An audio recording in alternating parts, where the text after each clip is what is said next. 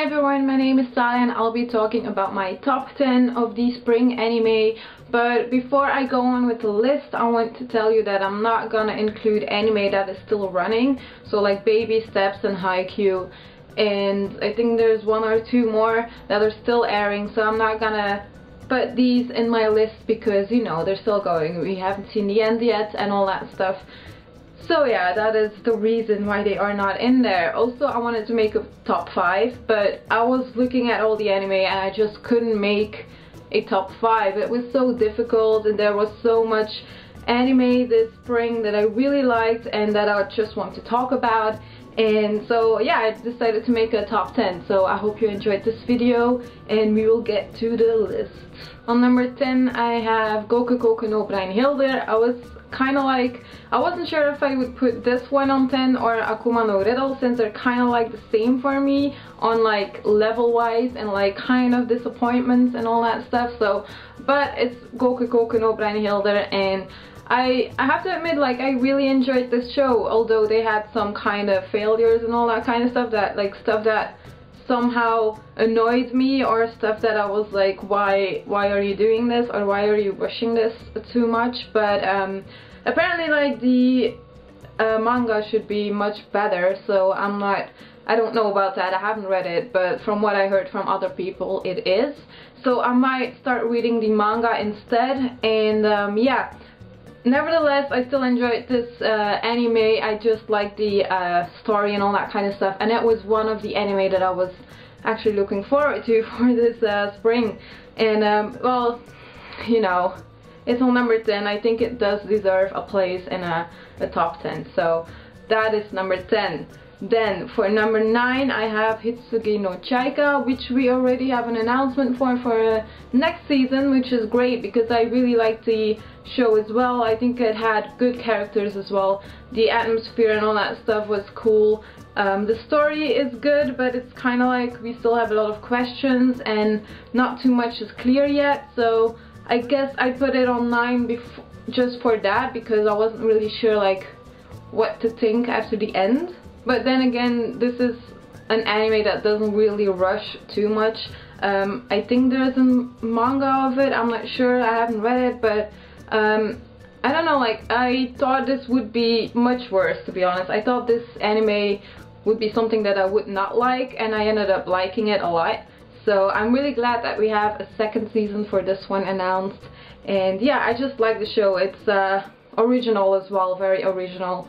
So yeah. Then on number 8 we have Ishukan Friends. This is just a very lovely and cute series, and I just enjoyed it a lot. I had like, oh, I didn't have tears because I don't cry, but you know, I had feels, lots of feels with this anime, and that's why I enjoyed it as much. They do have like a lot of cliffhangers. They tend to do that every episode at the end, that kind of makes you like cry and kind of makes you like, oh no, why did you do this, and all this stuff. But I like the animation for this one as well, because it's kind of like different from the other anime, so I do like this about this anime. What am I saying? But you know what I mean. Also the characters I like a lot. I like Hasekun, and I like the girl, and I like his best friend, and all, like, I like all the characters.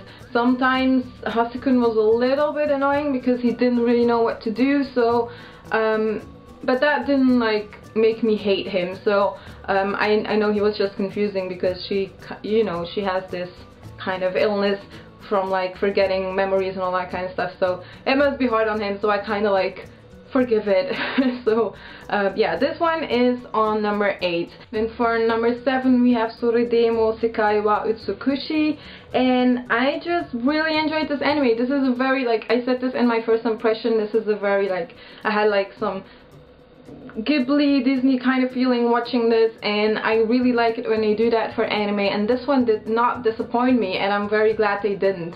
And I don't know, it's just a very lovely story about like knowing your true self, knowing like how life is and what it is about, and that you should enjoy stuff, and that you should not like work all the time. And then it's also about falling in love and trying to forget like people who died, like kind of mourning over them and all that stuff. So it has some really deep stuff in there, and there's also a lot of comedy in there, which made it like so much better, because you know I like my comedy, and this one had a very good comedy since the two main characters, the girl and a boy. The girl is taller than the boy and they are supposed to marry each other, so you know there's gonna be a lot of jokes about that, and there were some serious stuff in the anime as well, which I liked, so I did really enjoy this anime. Then on number 6 I have Blade and Soul. So I don't know if I will see this anime a lot in people their top 10s or 5s, because there's not too much people who watched it, and then again there's people who dropped it as well, and I don't get why, because